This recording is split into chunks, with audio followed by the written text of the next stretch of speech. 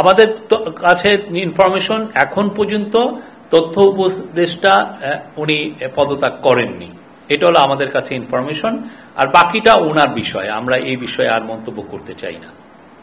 আর রদবদল হবে কি হবে না এটা interim government led by professor Yunus তারা এটা ডিসিশন নেবেন, এটা আমরা এখনো জানি না কোন রকমের কোন ডিসিশন আছে কিনা।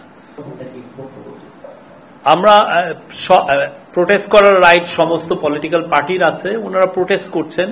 আমরা চাই যে এই প্রোটেস্টটা নিয়মতান্ত্রিক ভাবে হোক, সেটা এটা বাংলাদেশে এর কারণে যাতে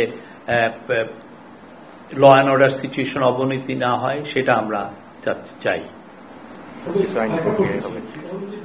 আর ওনার বিষয়ে যেটা হচ্ছে সেটা জামাতের যিনি লিডার সেটা আমরা বলতে পারি এটা এটা কোর্টের এখতিয়ার, কোর্ট এটা ডিসিশন নেবেন এবং যা হবে কোর্টের জুডিশিয়াল এটা একটা ডিসিশনের বিষয়, তাদের বিষয় এটা তারাই দেখবেন।